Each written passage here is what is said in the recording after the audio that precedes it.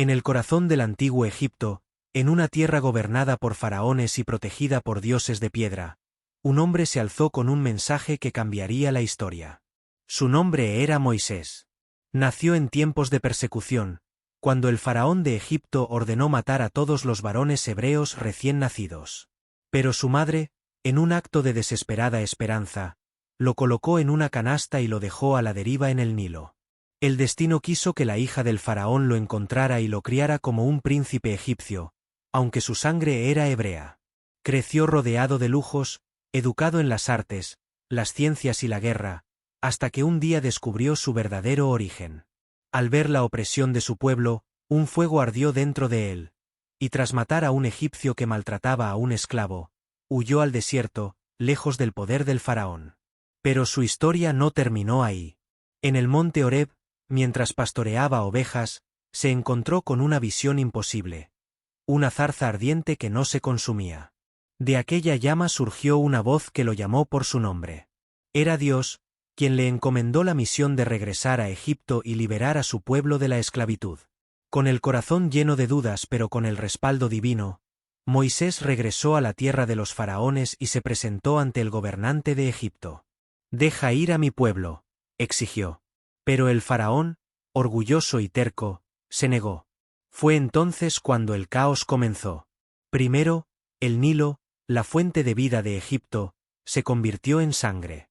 Moisés, con su vara, golpeó el río y el agua se tornó roja.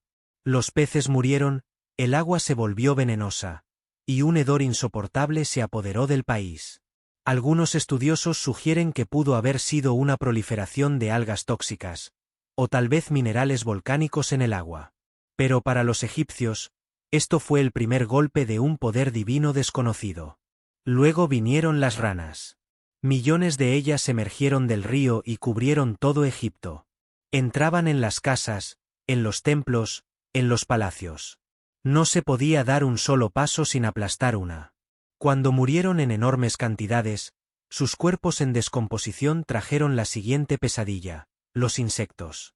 Nubes de piojos y mosquitos infestaron la tierra. Se metían en la piel, en los ojos, en la comida. No había forma de escapar.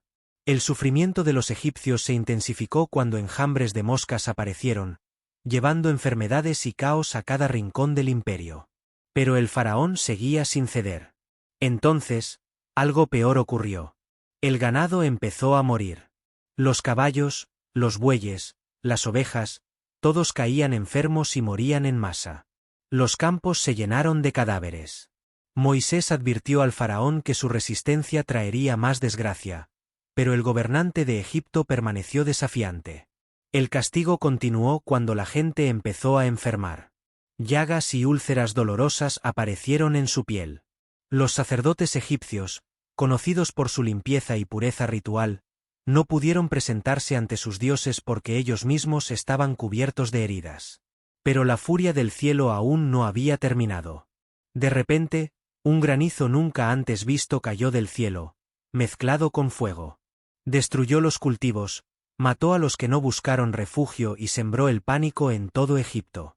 Algunos creen que pudo haber sido una tormenta eléctrica con granizo, o incluso la consecuencia de una erupción volcánica lejana. Antes de que Egipto pudiera recuperarse, una nueva plaga se levantó: langostas. Millones de ellas cubrieron el cielo, oscureciendo la luz del sol. Devastaron lo poco que quedaba en los campos, dejando a Egipto al borde de la hambruna. Entonces, la oscuridad llegó.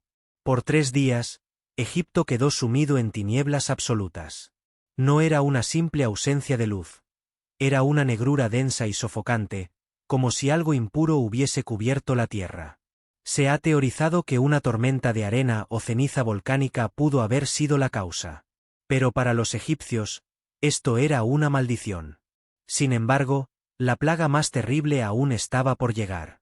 Moisés advirtió al faraón una última vez, pero su corazón estaba endurecido. Y así, en la medianoche, un grito desgarrador recorrió Egipto.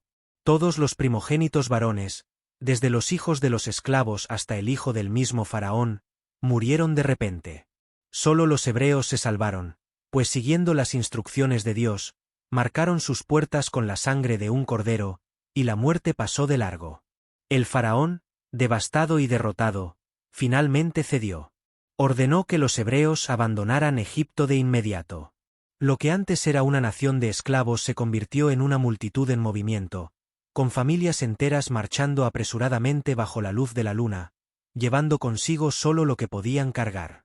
La historia cuenta que no tuvieron tiempo de esperar a que el pan fermentara, por lo que tomaron masa sin levadura, dando origen a la tradición del pan ácimo en la Pascua judía. Fue una salida apresurada, pero llena de esperanza. Moisés los guió a través del desierto, siguiendo una columna de nube de día y una columna de fuego de noche, señales divinas que les marcaban el camino. Pero la victoria no duró mucho. Poco después de que los hebreos partieran, el faraón cambió de opinión. Su corazón, endurecido una vez más, no podía aceptar que su imperio perdiera a miles de trabajadores. Movido por la ira y la desesperación, reunió su ejército y salió en su persecución con sus mejores carros de guerra. La multitud de hebreos avanzaba lentamente cuando llegaron al Mar Rojo. Frente a ellos, una barrera infranqueable de agua. Detrás, el rugido de los carros egipcios acercándose. La desesperación se apoderó del pueblo, que temió haber escapado solo para morir en la orilla. Pero Moisés, confiado en la promesa divina, levantó su vara, y el mar, en un evento milagroso, se abrió en dos. Un fuerte viento del este dividió las aguas, creando un camino seco por el que los hebreos cruzaron apresuradamente. Con cada paso, el miedo se transformaba en asombro. Detrás de ellos, el ejército egipcio entró en la brecha, confiado en que su superioridad militar los llevaría a una victoria segura. Sin embargo, cuando el último hebreo pisó tierra firme del otro lado, Moisés extendió su mano y las aguas regresaron con furia, sepultando a los soldados egipcios. El ejército del faraón quedó destruido, y Egipto jamás volvió a recuperar el poder que tuvo en aquellos días. Desde ese momento, los hebreos fueron un pueblo libre, aunque su travesía no había terminado. Vagaron por el desierto durante 40 años antes de llegar a la tierra prometida, pero nunca olvidaron lo que ocurrió aquella noche en Egipto. Las plagas, la huida y la apertura del Mar Rojo marcaron no solo la historia del pueblo hebreo, sino también la de Egipto, dejando preguntas que aún hoy generan debate. ¿Fueron eventos naturales que ocurrieron en el momento justo, o fue la mano de Dios guiando cada acontecimiento? Cualquiera que sea la verdad, lo que ocurrió en Egipto dejó una huella en la historia y en la fe de millones de personas. ¿Y tú, qué opinas? ¿Fue un milagro o una coincidencia extraordinaria? Déjamelo en los comentarios.